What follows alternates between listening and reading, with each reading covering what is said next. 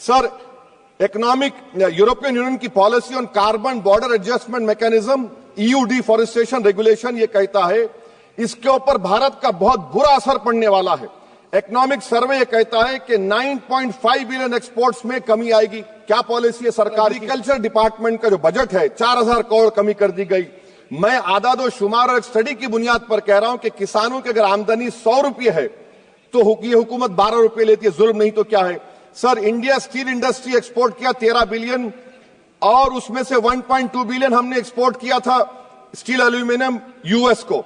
अगर Trump 25% tariff लगाएगा ये सिग्निफिकेंट बर्डन होगा इंडिया के स्टील एक्सपोर्टर्स पर और इसीलिए इंडिया मेटल इंडेक्स गिरा है 3%। सर, क्या पॉलिसी है सरकार की? सर, कंक्लूजन में अब आप देखें the revenue through income tax is set to increase by 4 lakh crore for BE24 while the corporate tax is only set to increase by 60,000 crore despite corporate profitability an all-time high while wage growth remains subdued.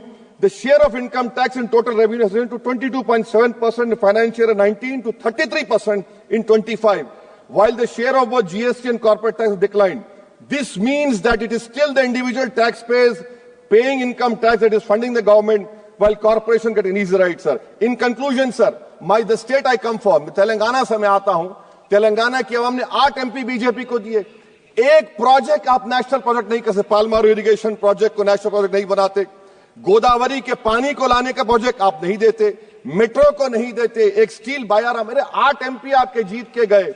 ये लगता है कि बेचारे वो कितने कमजोर हैं कि जिस रियासत से जीत कर गए वो वहां पर कुछ नहीं कर सक रहे हैं। सर, तो इसीलिए मैं इस बजट की मुखालिफत में खड़ा हूं। इससे कोई रोजगार में फायदा नहीं होगा, विकसित भारत नहीं बनेगा। आप लाख बोल लीजिए, हम 12 लाख का बाजा बजाइए, मगर बाजू GST का एक चौकीदार खड़ा हुआ है चोरी करने के लिए। बहुत बहुत